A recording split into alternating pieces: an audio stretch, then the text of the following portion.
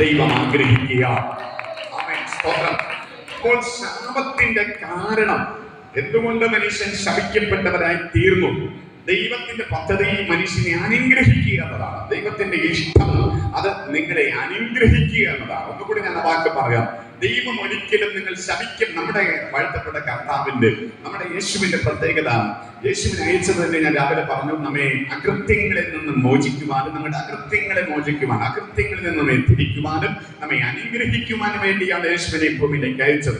അപ്പോൾ യേശുവിന്റെ ഏറ്റവും വലിയ ഇഷ്ടം, കർത്താവിന്റെ ഏറ്റവും വലിയ ആഗ്രഹം ദൈവത്തിന്റെ കുഞ്ഞുങ്ങളെല്ലാം, ദൈവത്തിന്റെ മക്കളെല്ലാം അനുഗ്രഹിക്കപ്പെട്ടിരിക്കണമെന്നതാണ്. അത് ഉയർത്തപ്പെട്ടിരിക്കണമെന്നാണ്, മാന്യതയുള്ളവരായി തീരണമെന്നാണ്. ഒരിക്കലും ശപിക്കപ്പെട്ടിരിക്കണമെന്ന് ദൈവം ആഗ്രഹിക്കുന്നില്ല. എന്നാൽ എന്തുകൊണ്ട് മനുഷ്യന്റെ ശാപം വന്നു എന്ന് നമ്മൾ രാവിലെ ഇങ്ങനെ തൊട്ട് ചിന്തിക്കുവാൻ ഇടയായിത്തീർന്നു. പാപമാണ് ശാപത്തെ കൊണ്ടുവന്നത്. ആദാം പാപം ചെയ്തത് നിമിത്തമാണ് ഈ ഭൂമിയിലേക്ക് ശാപം കടന്നു വന്നത്, മനുഷ്യരിലേക്ക് ശാപം കടന്നു വന്നത്. എന്നാൽ പാപമോചനം പ്രാപിക്കുന്നതിലൂടെ ശാപമുക്തി നമുക്ക് പ്രാപിക്കാൻ കഴിയും. ആമേൻ, സ്തോത്രം, ഹല്ലേലൂയ. നമ്മുടെ ജീവിതത്തിൽ അനുഗ്രഹിക്കപ്പെടുവാനുള്ള ഏറ്റവും പ്രധാനപ്പെട്ട മാർഗം എന്ന് പറയുന്നത് പാപമോചനമാണ്. അതിൽ പാപം കൂടാതെയുള്ള ഒരു ജീവിതം നയിക്കുക എന്നതാണ് ദൈവത്തിന്റെ ഏറ്റവും വലിയ അനുഗ്രഹം പ്രാപിക്കുവാൻ നമുക്ക് കഴിയുന്നത്. രഹസ്യമോ പരസ്യമോ ആയ പാപങ്ങൾ അനുഗ്രഹത്തെ തടയുന്നതാണ്. നിങ്ങളുടെ ജീവിതത്തിൽ രഹസ്യമാകട്ടെ പരസ്യമാകട്ടെ പാപങ്ങൾക്ക് സ്ഥാനം കൊടുക്കരുത്. യേശു ഉള്ളിടത്ത്, യേശു ഇരിക്കുന്നിടത്ത് പാപത്തിന് ഇരിക്കാൻ കഴിയത്തില്ല. യേശുവിന്റെ രക്തമാണ് നമ്മുടെ പാപമോചനത്തിന് കാരണമായി തീർന്നത്. യേശുവിന്റെ രക്തത്താലുള്ള വീണ്ടെടുപ്പ് ഒരു വ്യക്തി പ്രാപിക്കുമ്പോൾ അവൻ ശാപമുക്തി പ്രാപിച്ച് അവൻ അനുഗ്രഹത്തിലേക്ക് പ്രവേശിക്കുക. അതാണ് രാവിലെ നമ്മൾ ചിന്തിച്ച വിഷയം. രണ്ടാമത്, ഈ ഭൂമിയിൽ ശാപം കടന്നു വന്നതിനുള്ള രണ്ടാമത്തെ കാരണം ന്യായപ്രമാണത്തെ ലംഘിച്ചത്, പ്രമാണ ലംഘനം. അതിനെക്കുറിച്ച് ആഴമായി നമ്മൾ മനസ്സിലാക്കേണ്ടിയിരിക്കുന്നു. ലളിതമായ ചില ചിന്തകൾ ഞാൻ പറയാം. ന്യായപ്രമാണം എന്തെന്ന് പറഞ്ഞാൽ പോലും ചിലർക്ക് അറിയാൻ കഴിയത്തില്ല. എങ്കിലും ഞാൻ പറയാം. മോശയിലൂടെ ദൈവം യഹൂദന്മാർക്ക്, ഇസ്രായേലിന് നൽകിയ ഒരു പ്രമാണമുണ്ട്. പഴയ നിയമത്തിൽ പുറപ്പാട് പുസ്തകത്തിലാണ് അത് എഴുതിയിരിക്കുന്നത്. പുറപ്പാട് പുസ്തകങ്ങൾ പഠിക്കുമ്പോൾ അബ്രഹാമിന്റെ സന്തതിയായ ഇസ്രായേൽ യാക്കോബിലൂടെ അതൊരു രാഷ്ട്രമായി തീർന്നു. അബ്രഹാമിന്റെ സന്തതി ഇസഹാക്ക്, ഇസഹാക്കിന്റെ സന്തതിയായി വാഗ്ദത്ത സന്തതിയായി ജനിച്ച യാക്കോബിലൂടെ ഇസ്രായേൽ എന്ന രാജ്യം ഈ ഭൂമിയിലേക്ക് വരുവാൻ ഇടയായി തീർന്നു. ഇസ്രായേൽ എന്ന രാജ്യം ദൈവത്തിന്റെ വിശേഷമായ പദ്ധതിക്കകത്തുള്ളതും ദൈവത്താൽ തെരഞ്ഞെടുക്കപ്പെട്ടതുമായ ആ ഇസ്രായേൽ, യാക്കോബ് ഇസ്രായേലായി തീർന്നു. യാക്കോബ് ഇസ്രായേലായി തീർന്ന ചരിത്രമെല്ലാം അറിയാം. ഒരു മനുഷ്യനെ ദൈവം അനുഗ്രഹിച്ചാൽ അങ്ങനെ ഇരിക്കും.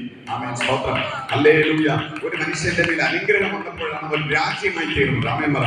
ഒരു മനുഷ്യന്റെ മേൽ ദൈവത്തിന്റെ അനുഗ്രഹത്തിന്റെ സൈൻ, അടയാളം വെളിപ്പെട്ടപ്പോഴാണ് അവൻ ഒരു ദിവസം കൊണ്ട്, ഒരു രാത്രി കൊണ്ട് ഒരു രാജ്യമായി തീരുകയാണ്. ആമേൻ പറ. ഒരു രാത്രി കൊണ്ട് ഒരു രാജ്യമായി തീരുകയാണ്. എന്നെ നിങ്ങളെ മാറ്റുവാൻ ദൈവത്തിന് ആണ്ടുകൾ വേണ്ട, മണിക്കൂറുകൾ വേണ്ട, നിമിഷങ്ങൾ, മിനിറ്റുകൾ മതി. നമ്മുടെ സകല ചരിത്രങ്ങളെ മാറ്റിയെടുക്കുവാൻ എന്റെ കർത്താവിന് സെക്കൻഡുകൾ മതി. ഇന്ന് ഇതിനകത്ത് ആരാധിക്കുമ്പോൾ നീ വിശ്വസിച്ചോ, ഈ ആരാധനയുടെ നടുവിലായിരിക്കാം ദൈവത്തിന്റെ ചരിത്രത്തെ മാറ്റുന്നത്. എത്ര പേര് ഇതിനകത്തുണ്ട് എന്നല്ല, വിശ്വാസത്തോടെ, പ്രത്യാശയോടെ, ദൈവകൃപയിൽ ആശ്രയിച്ച് ഇതിനകത്ത് വചനം ഏറ്റെടുത്ത് ആരാധിക്കുന്ന ദൈവ പൈതന് ഒരു ആത്മീയ മർമ്മം പറയാം. ഈ സെക്കൻഡ് ആയിരിക്കാം നിന്റെ വിടുതലിന്റെ, നിന്റെ അനുഗ്രഹത്തിന്റെ, അല്ലെങ്കിൽ നിന്റെ ചരിത്രത്തെ മാറ്റുന്ന പല സെക്കൻഡുകളായി തീരുവാൻ സാധ്യതയുണ്ട് നീ വിശ്വസിച്ചാൽ. അപ്പോൾ യാക്കോബ് എന്ന മനുഷ്യൻ ഒറ്റയ്ക്ക് ദൈവസന്നിധിയിൽ ആ അർദ്ധരാത്രി യാമത്തിൽ യാക്കോബ് ദൈവത്തോട് മല്ലുപിടിച്ചൊരു മനുഷ്യൻ എന്നാണ് പറയുന്നത്. ദൈവത്തോട് യുദ്ധം ചെയ്ത, ദൈവദൂതന്മാരോട് യുദ്ധം ചെയ്തൊരു മനുഷ്യൻ, മല്ലുപിടിച്ച മനുഷ്യൻ. ഈ യാക്കോബ് മല്ലുപിടിച്ചത് അടികൂടി എന്നല്ല. യാക്കോബ് എന്റെ വാക്കിൽ പറഞ്ഞാൽ അവൻ കണ്ണുനീര് കൊണ്ട് ദൈവസന്നിധിയിൽ ഒരു മല്ലുപിടുത്തം നടത്തി. Hallelujah, hallelujah. ദൈവത്തോട് പറഞ്ഞു, എന്നെ അനുഗ്രഹിച്ചല്ലാതെ ഞാൻ നിന്നെ വിട്ടു പോകയില്ല. ആ രാത്രിയിൽ അവൻ പ്രാർത്ഥിക്കുകയാണ്, എന്നെ അനുഗ്രഹിച്ച ദൈവത്തെ പിടിച്ചു വെച്ചു എന്നാണ്. ദൈവത്തെ പിടിച്ചു വെച്ചു, ദൈവത്തെ വിടാൻ പിടിച്ചു വെച്ചിരിക്കുക. അവൻ വിളിക്കുകയാണ്, എന്നെ അനുഗ്രഹിച്ചല്ലാതെ ഞാൻ നിന്നെ വിട്ടു പോകയില്ല, നിന്നെ ഞാൻ വിടുകയില്ല. ഹല്ലേലൂയ. അവസാനം ദൈവം ചോദിക്കുന്നു, നിന്റെ പേരെന്ത്? അവൻ പറയുന്നു യാക്കോബ്. യാക്കോബ് എന്ന വാക്കിന് അർത്ഥം അറിയാമോ? യാക്കോബ് എന്ന വാക്കിന് അർത്ഥം ചതിയനെന്നോ ഉപായി എന്നോ വഞ്ചകനെന്നൊക്കെയാണ്. യാക്കോബ് വഞ്ചകനായ, ഉപായിയായ, ചതിയനായ ആ യാക്കോബിനോട് ദൈവം പറയുന്നു, നീ ഇന്ന് മുതൽ, ആമേൻ, സ്തോത്രം, ഹല്ലേലൂയ. നീ ഈ നിമിഷം മുതൽ ഇനി ചതിയൻ എന്നല്ല അറിയപ്പെടാൻ പോകുന്നത്, വഞ്ചകൻ എന്നല്ല, ഉപായി എന്നല്ല അറിയപ്പെടാൻ പോകുന്നത്. നീ ഇന്ന് മുതൽ അറിയപ്പെടാൻ പോകുന്നത് ഇസ്രായേൽ എന്നാണ്. ദൈവത്തിന്റെ പ്രഭുവാക്കി, ദൈവത്തിന്റെ സ്വന്തമാക്കി അവനെ മാറ്റുകയാണ്. ഹല്ലേലൂയ. ഒരു രാത്രിയിൽ ഒരു സെക്കൻഡ് കൊണ്ട് ഒരു മനുഷ്യന്റെ ചരിത്രത്തെ മാറ്റി അവന്റെ അനുഗ്രഹത്തിന്റെ അടയാളമാക്കി മാറ്റിയെങ്കിൽ ഇന്ന് രാത്രി ഇതിനകത്തിരിക്കുന്ന നിന്നെയും എന്റെയും ദൈവത്തിന്റെ അടയാളമാക്കി ഈ പട്ടണത്തിൽ മാറ്റുവാൻ ദൈവത്തിന് കഴിയുമെന്ന് പറഞ്ഞാൽ അതിന് നല്ലൊരു ആദ്യം പറയുന്ന ദൈവമക്കളെ ഓർത്ത് ഞാൻ ദൈവത്തെ സ്തുതിക്കുക. അങ്ങനെ യാക്കോബ് എന്ന പേര് മാറി ഇസ്രായേൽ എന്ന രാജ്യം വന്നു. അബ്രഹാമിനോട് ദൈവം പറഞ്ഞതുപോലെ തന്നെ, ഉടമ്പടി ചെയ്തതുപോലെ, അബ്രഹാമിനോട് വാഗ്ദത്തം ചെയ്തതുപോലെ യാക്കോബിന്റെ സന്തതി യാക്കോബ് ഇസ്രായേൽ അടിമത്വത്തിലേക്ക് പോയി. ഫറവോന്റെ അടിമത്വത്തിലേക്ക് പോയി. ഏതാണ്ട് 30 വർഷത്തോളം അവർ അടിമത്വത്തിലായിരുന്നു. അടിമത്വത്തിന്റെ നടുവിലായിരിക്കുമ്പോൾ ഇസ്രായേലിന്റെ ദൈവത്തോട് നിലവിളിച്ചു. അവിടെ കഷ്ടതയുടെ നടുവിൽ അവർ ദൈവത്തോട് നിലവിളിച്ചു. അവിടെ പീഡനങ്ങളുടെ നടുവിൽ അവർ ദൈവത്തോട് നിലവിളിച്ചു. ബൈബിൾ പറയുന്നു അവിടെ നിലവിളി സ്വർഗം കേട്ടു. ആമേൻ പറ. നിലവിളി കേട്ടു. ആമേൻ. അമ്മമാരെ നിങ്ങളുടെ നിലവിളി കേൾക്കുന്ന ഒരു സ്വർഗമുണ്ട്. അടുത്തിരിക്കുന്നവൻ കേട്ടില്ലെങ്കിലും, വീട്ടുകാർ കേട്ടില്ലെങ്കിലും, നാട്ടുകാർ കേട്ടില്ലെങ്കിലും സ്വർഗം അത് ശ്രദ്ധ വെച്ച് കേൾക്കും. നിന്റെ നിലവിളി കേട്ടു കേട്ടു. നിന്റെ കഷ്ടതകൾ കണ്ടു കണ്ടു. ആരും കണ്ടില്ല എന്ന് ചിന്തിക്കുന്ന പ്രിയ സഹോദരങ്ങളെ, ആരും കണ്ടില്ല, നിന്റെ കഷ്ടത ആരും ഈ ഭൂമിയിൽ കാണാനില്ലെങ്കിലും നിന്നെ കാണുന്ന ഒരുവനുണ്ട്. നിന്റെ കഷ്ടതയെ അറിയുന്നവൻ ഒരുവനുണ്ട്. നിന്റെ വേദനയെ ഉള്ളതുപോലെ അറിയുന്ന ഒരു സ്വർഗമുണ്ട്. നിന്റെ നിലവിളി ഉള്ളതുപോലെ കേൾക്കുന്ന ഒരു സ്വർഗമുണ്ട്. സ്വർഗത്തിലെ ദൈവം പറഞ്ഞു, ഞാൻ ഇസ്രായേലിന്റെ നിലവിളി കേട്ടു കേട്ടു. അവരുടെ കഷ്ടത ഞാൻ കണ്ടു കണ്ടു. ഞാൻ അവരെ വിടുവിക്കാൻ പോവുകയാണ്. ആമേൻ. സ്തോത്രം. അടിമത്വം എന്ന് പറയുന്നത് ഒരു ശാപമാണ്. ആമേൻ പറ. ഹല്ലേലൂയ. അടിമത്വം ഒരു ശാപമാണ്. ഏതെങ്കിലും വിഷയത്തിൽ നിങ്ങൾ അടിമത്വം അനുഭവിക്കുന്നുവെങ്കിൽ അതൊരു ശാപമാണ്.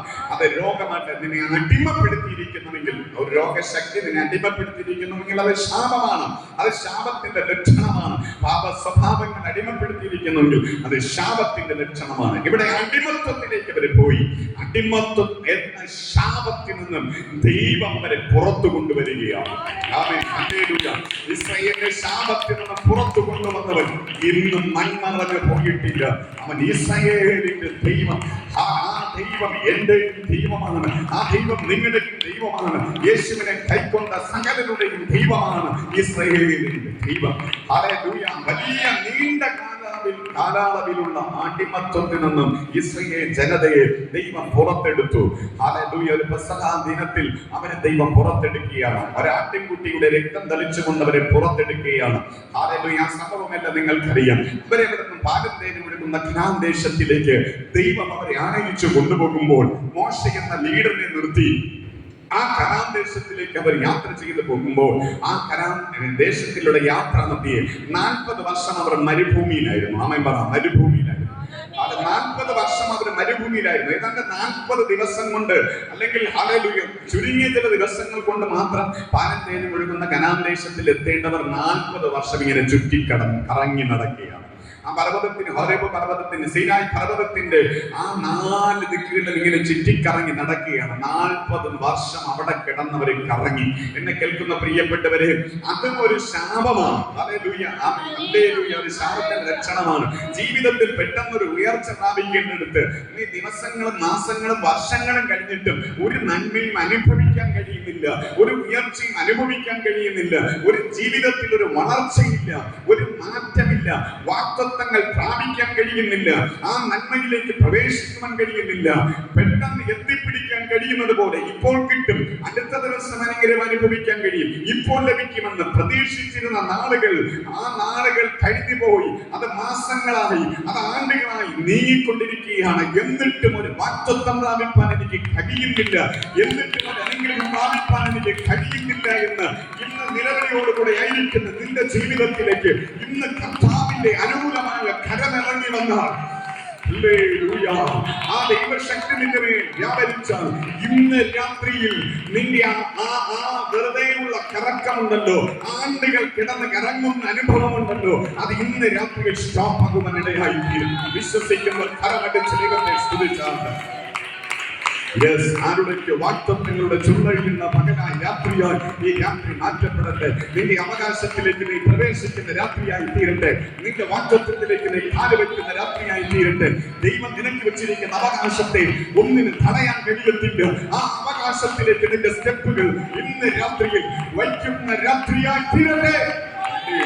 എവിടേക്ക് പിശാചിനെ കറക്കുമ്പോൾ, ശാപത്തിന്റെ ശക്തികൾ നിന്നെ വട്ടം ചുറ്റിക്കുമ്പോൾ, ഇന്ന് രാത്രിയിൽ അഭിഷേകം ഇറങ്ങിയോ പരിശുദ്ധാത്മാവിന്റെ മേൽ ചലിച്ചാൽ ഈ രാത്രിയിൽ ആ മരുഭൂമിക്ക് അകത്തു നിന്നും, ആ ശൂന്യത അകത്തു നിന്നും, ആ വരണ്ട നിലത്ത് നിന്നും നീരൊഴുക്കുള്ള ദേശത്തിലേക്ക്, നീരൊഴുക്കുള്ള സമൃദ്ധിയുള്ള നിന്റെ കാലുകൾ പതിക്കുവാൻ പോവുകയാണ്. വിശ്വസിക്കുന്നവർ നല്ല രാമൻ പറഞ്ഞേ. ഈ മരുഭൂമി 40 ദിവസം കൊണ്ട് തീർക്കേണ്ട യാത്ര അവർ 40 വർഷം കിടന്ന് കറങ്ങി. ഹല്ലേലൂയ, സ്തോത്രം. കറങ്ങാൻ ഒത്തിരി കാരണങ്ങളുണ്ട്. ദൈവത്തിനോട് അനുസരണക്കേട് കാണിക്കാത്തതാണ് ഏറ്റവും പ്രധാനപ്പെട്ട കാരണം. അനുസരണക്കേട് നിമിത്തം ഇങ്ങനെ കിടന്ന് കറങ്ങി, പെറുപെറുത്ത് നിമിത്തം ഇങ്ങനെ കിടന്ന് കറങ്ങി. ദൈവത്തിന് ഒരിക്കലും ഇഷ്ടമില്ലാത്ത ഒരു കാര്യമാണ് പെറുപെറുപ്പ്. ഹല്ലേലൂയ, സ്തോത്രം. ആമേൻ. ഹല്ലേലൂയ. കരമൊരു കർത്താവിന് സ്തോത്രം ചെയ്യണം. എനിക്ക് അത് കിട്ടിയില്ല, ഇത് കിട്ടിയില്ല, അന്ന് ഇത് കിട്ടിയില്ല എന്ന് പറഞ്ഞ് പെറുപെറുക്കരുത്. കിട്ടിയതിന് ഓർത്തും കിട്ടാനിരിക്കുന്നതിന് ഓർത്തും സ്തോത്രം ചെയ്ത് തുടങ്ങിയ ദൈവിക വിടുതൽ പെട്ടെന്ന് സംഭവിക്കും. എനിക്ക് ഇത് കിട്ടിയില്ലല്ലോ, അത് കിട്ടിയില്ലല്ലോ, അങ്ങനെ കിട്ടിയില്ലല്ലോ, അങ്ങനെ ചെയ്തിട്ട് എന്ന് പറഞ്ഞ് ദൈവസേനയിൽ പെറുപെറുക്കരുത്. കിട്ടാത്തതിന് ഓർത്തും കിട്ടിയതിന് ഓർത്തും ദൈവം നൽകിയ ഓരോ നന്മകൾക്കായിട്ടും ഓരോ ദിവസവും നിങ്ങൾ സ്തോത്രം ചെയ്ത് തുടങ്ങുമ്പോൾ, ദൈവത്തെ സ്തുതിച്ച് തുടങ്ങുമ്പോഴാണ് വലിയ വിടുതലുകൾ സംഭവിക്കുന്നത്. വലിയ അനുഗ്രഹത്തിലേക്ക് നിങ്ങൾ പ്രവേശിക്കുന്നത്. ഇന്ന് രാത്രിയിൽ അതൊരു മർമ്മമാണ്. അവർ പലപ്പോഴും പെറുപെറുത്ത നിമിത്തം ആ മരുഭൂമിയിൽ കടന്ന് ഇങ്ങനെ കറങ്ങി. ഹല്ലേലൂയ.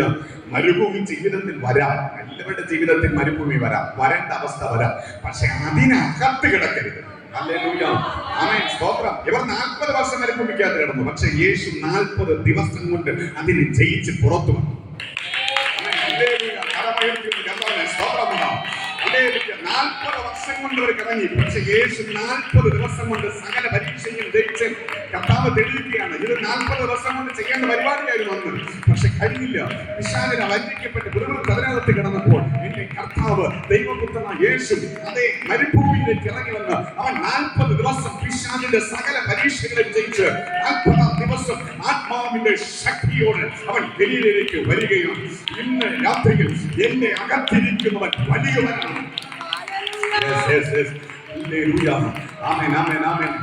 യേശു 40 ദിവസം കൊണ്ട് ജയിച്ച് കാണിച്ചെന്ന് അറിയാമോ? 40 സെക്കൻഡ് കൊണ്ട് ചിലതിനെ ജയിക്കുവാൻ നിനക്കൊരു കൃപ നൽകാൻ വേണ്ടിയാണ്. നീ എത്ര വലിയവരുടെ കർത്താവ്. യേശു 40 ദിവസം കൊണ്ട് ജയിച്ച് പുറത്തു വന്നെങ്കിൽ അവൻ നിന്റെ ഉള്ളിൽ വന്നിട്ട് എന്നോട് പറയാം, നീ 40 സെക്കൻഡ് കൊണ്ട് ചിലതിനെ ജയിക്കാൻ പോവുകയാണ്. 40 സെക്കൻഡ് കൊണ്ട് ചിലതിനെ വിശ്വസിക്കാൻ പോകുന്നുണ്ട്. ഇന്ന് രാത്രി വിശ്വസിക്കാമെങ്കിൽ വിശ്വസിച്ചാമേ പറഞ്ഞു. ഈ സെക്കൻഡുകളിൽ നിങ്ങളുടെ വിടുതൽ നടക്കുകയാണ്. ഹല്ലേലൂയ. കാരണം അഭിഷേകത്തിന് ശക്തി കൊണ്ട്. ആമേൻ. സ്തോത്രം, സ്തോത്രം, സ്തോത്രം, സ്തോത്രം. ഹല്ലേലൂയ. ആമേൻ. 40 ദിവസം കൊണ്ട് യേശു പുറത്തു വന്നു. പക്ഷെ അവർ 40 വർഷം കൂടെ കിടന്ന് കറങ്ങി. ഈ 40 വർഷം കറങ്ങുന്നതിന്റെ ഇടയിൽ അവർ ചുറ്റിപ്പറ്റി ഇങ്ങനെ നടക്കുമ്പോൾ അതിന്റെ ഇടയിൽ മോശ എന്ന പ്രവാചകനെ ദൈവം ആ മലമുകളിൽ, ആ സീനായി പർവ്വതത്തിന്റെ മുകളിൽ വിളിച്ചു കയറ്റി അനുഗ്രഹത്തിന്റെ ദൂതുകളും അവരെ വാഗ്ദത്തങ്ങളും പറഞ്ഞതുപോലെ തന്നെ ഹല്ലേലൂയ കൽപ്പനകളും പ്രമാണങ്ങളും ചട്ടങ്ങളും അവർക്ക് കൊടുത്തു. അതിനെയാണ് ന്യായപ്രമാണ പുസ്തകം. ന്യായപ്രമാണം, പഴയ നിയമം, ന്യായപ്രമാണം ഇസ്രായേലിന്റെ ദൈവം കൊടുത്ത പ്രമാണമാണ്. ആ പ്രമാണത്തിനകത്ത് അനേക കൽപ്പനകളുണ്ട്. അതിന് പ്രധാനപ്പെട്ടതായി 10 വലിയ കൽപ്പനകളുണ്ട്. ആ കൽപ്പനകൾ നമ്മുടെ പാരമ്പര്യ സഭകളിലൊക്കെ ഇന്നും ചെല്ലാറുണ്ട്. അത് യഹോവയായ ദൈവം നിന്റെ ദൈവമാകുന്നു. നിനക്ക് മുമ്പാകെ നീ അന്യ ദൈവങ്ങളെ ഉണ്ടാക്കരുത്. ഒരു വിഗ്രഹത്തെ ഉണ്ടാക്കിയോ കൊണ്ടുകയോ സേവിക്കുകയോ ചെയ്യരുത്. 6 ദിവസം അധ്വാനിച്ചതിന്റെ വേല മുക്കുകയും ചെയ്യുക എന്ന് തുടങ്ങി മോഹിക്കരുതെന്ന് പറഞ്ഞ് അവസാനിപ്പിക്കുന്ന ഏതാണ്ട് 10 കൽപ്പനകളും അതുപോലെ ഉപകൽപ്പനകളായി ധാരാളം ചെറിയ കൽപ്പനകളും നൽകിയ പുസ്തകം. ആ കൽപ്പനകളെ ദൈവം തന്നെ എഴുതി മോശയുടെ കരത്തിൽ ഏൽപ്പിച്ചു. മോശ കൽപ്പനയുമായി താഴെ വന്നപ്പോൾ താഴത്തെ ജനം കാളക്കുട്ടി ഉണ്ടാക്കി ഇസ്രായേൽ ജനം മുഴുവൻ ദൈവത്തെ ആരാധിക്കുകയാണ്. ദൈവം എന്ന് പറഞ്ഞ് ആരാധിക്കുകയാണ്. ഹല്ലേലൂയ. ആമേൻ. കരമുയർത്തി ഒരിക്കലും സ്തോത്രം, സ്തോത്രം, സ്തോത്രം. ഒരു കാളക്കുട്ടിയിലും ദൈവം വസിക്കത്തില്ല, ഒരു പശുവിനും ദൈവം വസിക്കത്തില്ല, ഒരു പാമ്പിലും ദൈവം വസിക്കത്തില്ല, ഒരു മണ്ണിലും ദൈവം വസിക്കത്തില്ല, ഒരു കല്ലിനും ദൈവം വസിക്കത്തില്ല, ഒരു പള്ളിക്കകത്തും ദൈവം വസിക്കത്തില്ല. ദൈവം വസിക്കുന്ന ഒരേ ഒരു ഇടമുണ്ട്. ആ ഇടം എന്ന് പറയുന്നത് ഞാനും നിങ്ങളുമാണ്. നിങ്ങളാണ് ദൈവത്തിന്റെ ആലയം, നിങ്ങളാണ് ദൈവത്തിന്റെ മന്ദിരം, നിങ്ങളിലാണ് സർവശക്തനായ ദൈവം വസിക്കുവാൻ ആഗ്രഹിക്കുന്നത്. പ്രിയപ്പെട്ടവരെ, ഇന്ന് രാത്രി തിരിച്ചറിവ് നിങ്ങൾക്കുണ്ടാകണം. പുറത്ത് നിങ്ങളുടെ ശബ്ദം കേൾക്കുന്ന പ്രിയപ്പെട്ടവരെ, ദൈവം എവിടെയായിരിക്കുന്നത്? ദൈവം പള്ളിയിലുണ്ടോ? ഇല്ല. ദൈവം എവിടെയുള്ളത്? ദൈവം മണ്ണിലും കല്ലിലുമല്ല, മരത്തിലും ആ മരക്കഷ്ണത്തിലും ആ പൊന്നിലും വെള്ളിയിലുമല്ല ദൈവം ഇരിക്കുന്നത്. ദൈവം ഇരിക്കുന്നത് മനുഷ്യനെ ആ മണ്ണ് കൊണ്ടുണ്ടാക്കി മനുഷ്യന് ജീവശ്വാസമുള്ള ജീവനുള്ള ദേഹിയാക്കി മാറ്റി ആത്മാവുള്ള മനുഷ്യൻ ആത്മാവിനെ നൽകി ആ മനുഷ്യനകത്താണ് ആത്മാവായി ദൈവം വസിക്കുന്നത്. നിങ്ങൾക്ക് എത്ര പേർക്ക് ഉറപ്പുണ്ട്? ആത്മാവായ ദൈവം എന്നിൽ വസിക്കുന്നത് ഉറപ്പുള്ള എത്ര പേര് നിങ്ങൾക്കുണ്ട്? ഉദിയവനായ ദൈവം എന്റെ ഉള്ളിൽ ഇരിക്കുന്നു എന്ന് ഉറപ്പുള്ള എത്ര പേരുണ്ട്? മഹത്വത്തിന്റെ പ്രത്യാശ ക്രിസ്തു എന്റെ അകത്തുണ്ട് എന്ന് വിശ്വസിക്കുന്ന എത്ര പേരുണ്ട്? ക്രൂശിലേശില്ല, യേശുവില്ല, കല്ലറയിൽ യേശുവില്ല. എവിടെയാണ് ഇരിക്കുന്നത്? ഇന്ന് ഇരിക്കുന്നത് എന്റെ ആത്മാവിലാണ്, നിങ്ങളുടെ ആത്മാവിലാണ്. മഹത്വത്തിന്റെ പ്രത്യാശയായ ക്രിസ്തു നിങ്ങളിൽ ഇരിക്കുക. ആമേൻ. അതാണ് ഏറ്റവും വലിയ അനുഗ്രഹം. ഉറപ്പുണ്ടോ? നിങ്ങൾക്ക് ഉറപ്പുണ്ടോ വലിയവനായ ദൈവം നിങ്ങളിൽ വസിക്കുന്നു എന്ന്? ഹല്ലേലൂയ. മഹത്വത്തിന്റെ പ്രത്യാശ ക്രിസ്തു നിങ്ങളിൽ ഇരിക്കുന്നു എന്ന് നിങ്ങൾക്ക് ഉറപ്പുണ്ടോ? ഉയർത്തെഴുന്നേറ്റ് രാജാതി രാജാവായവൻ, കർത്താതി കർത്താവായവൻ, ദേവാതി ദേവനായവൻ നമ്മുടെ ഉള്ളിൽ വസിക്കുകയാണ്. മഹത്വത്തോടുകൂടെ നമ്മുടെ ഉള്ളിൽ വസിക്കുകയാണ്, വാസം ചെയ്യുകയാണ്. അപ്പോൾ അവർ കാളക്കുട്ടി ഉണ്ടാക്കി ആരാധിക്കുന്നത് കണ്ടിട്ട് മോശയ്ക്ക് കോപം ജ്വലിച്ചു. മോശയുടെ കരത്തിലിരിക്കുന്ന പ്രമാണം പറയുന്നത് വിഗ്രഹ ആരാധന പാടില്ല, വിഗ്രഹത്തെ ഉണ്ടാക്കി ആരാധിക്കരുത്, കുമ്പിടരുത്, സേവിക്കരുത്, നാട്ടരുത് എന്ന് കിഴിയിരിക്കുന്ന കൽപ്പനയും കൊണ്ട് മോശ ഇറങ്ങി വരുമ്പോൾ പർവ്വതത്തിന്റെ കീഴെ ഈ ജനം പൊന്നും വെടിയും കൊണ്ടുണ്ടാക്കിയ കാളക്കുട്ടി ഉണ്ടാക്കി. ഇതാണ് ഞങ്ങളുടെ മിസ്രയിൽ നിന്ന് വിടുവിച്ച ദൈവം, ഇവനാണ് നിങ്ങളുടെ ദൈവം എന്ന് പറഞ്ഞ് കാളക്കുട്ടിയെ ആരാധിക്കുക. ഹല്ലേലൂയ, സ്തോത്രം, സ്തോത്രം. ആമേൻ. അതിന്റെ ശാപമല്ലേ? ഏറ്റവും വലിയ ശാപം ഏതെന്നറിയാമോ? അതിന്റെ ഏറ്റവും വലിയ ശാപം ഏതെന്നറിയാമോ? ആത്മാവായ ദൈവത്തെ, ഹല്ലേലൂയ, വിഗ്രഹത്തെ ഉണ്ടാക്കുന്നതാണ്. ആ വിഗ്രഹത്തിൽ ഉണ്ടാക്കി ദൈവം അവിടെ ഇരിക്കുന്നു എന്ന് പറയുന്നത് ഏറ്റവും വലിയ ശാപം. ഹല്ലേലൂയ, സ്തോത്രം. ദൈവം വസിക്കുന്നത്, ഒരിക്കൽ കൂടി പറയട്ടെ, ദൈവം വസിക്കുന്നത് മനുഷ്യനിലാണ്. മോശയുടെ കരത്തിലിരിക്കുന്ന പ്രമാണം പറയുന്നു വിഗ്രഹാരാധന പാടില്ല. ഈ ജനം വിഗ്രഹത്തെ ആരാധിക്കുന്നു, കാളക്കുട്ടി ആരാധിക്കുന്നു. മോശയുടെ അകത്ത് കോപം ജ്വലിച്ചു. കോപം ജ്വലിച്ചിട്ട് മോശ, ഹല്ലേലൂയ, മോശയുടെ കൈവത്തിലിരിക്കുന്ന കൽപ്പനയിൽ ആറാമത്തെ കൽപ്പന പറയുന്നത് കൊല ചെയ്യരുത്. ഹല്ലേലൂയ, സ്തോത്രം. എന്തോ രണ്ട് കൽപ്പനകൾ ഇരിക്കുകയാണ്. ഒന്ന്, വിഗ്രഹത്തെ ആരാധിക്കരുത്, അത് പാപമാണ്. രണ്ട്, കൊല ചെയ്യരുത്. ഹല്ലേലൂയ. മോശയുടെ കരത്തിലിരിക്കുന്ന കൽപ്പന കയ്യിലിട്ടിരിക്കുന്നത് രണ്ടുമാണ്. മോശ നോക്കിയപ്പോൾ അത് പാപം, വിഗ്രഹത്തെ ഉണ്ടാക്കി ആരാധിക്കുന്നു, പാപം, ശാപം വന്നു. ഹല്ലേലൂയ. മോശയുടെ കരത്തിലിരിക്കുന്ന പ്രമാണം പറയുന്നത് എന്താണ്? കൊല ചെയ്യരുത്. കൊല ചെയ്യരുത്, വിഗ്രഹത്തെ ഉണ്ടാക്കുകയും ചെയ്യരുത്. ഹല്ലേലൂയ. പക്ഷേ കോപം ജ്വലിച്ചപ്പോൾ മോശ പറഞ്ഞു, യഹോവയുടെ പക്ഷത്തുള്ളവരെല്ലാം നീങ്ങി നിന്നു, മറ്റുള്ളവരെല്ലാം മാറി നിന്നു. ഏതാണ്ട് യഹോവയുടെ പക്ഷത്തിലുള്ളവർ മാറി നിന്നു, ലേവി അടക്കമുള്ള സകലരും മാറി നിന്നു. പക്ഷേ കാളക്കുട്ടിയെ ഉണ്ടാക്കി ഒരു കൂട്ടർ പറഞ്ഞു, ഞങ്ങൾക്കുള്ളത് കാളക്കുട്ടി മതി. ഹല്ലേലൂയ. അവർ ഒരു പക്ഷത്ത് മാറി നിന്നു. മോശ പറഞ്ഞു, വാളെടുക്കാൻ പറഞ്ഞു. ലേവിയർ വാളെടുത്തു, എല്ലാത്തിനും വെട്ടാൻ പറഞ്ഞു. എല്ലാവരും വെട്ടിക്കൊന്നു. അന്ന് 3000 ചത്തു വീണു. 3000 ചത്തു വീണു. 3000 വെട്ടിക്കൊന്നു. പഴയ നിയമമാണ്. പുതിയ നിയമത്തിൽ വെട്ടിക്കൊലയും കൊള്ളയും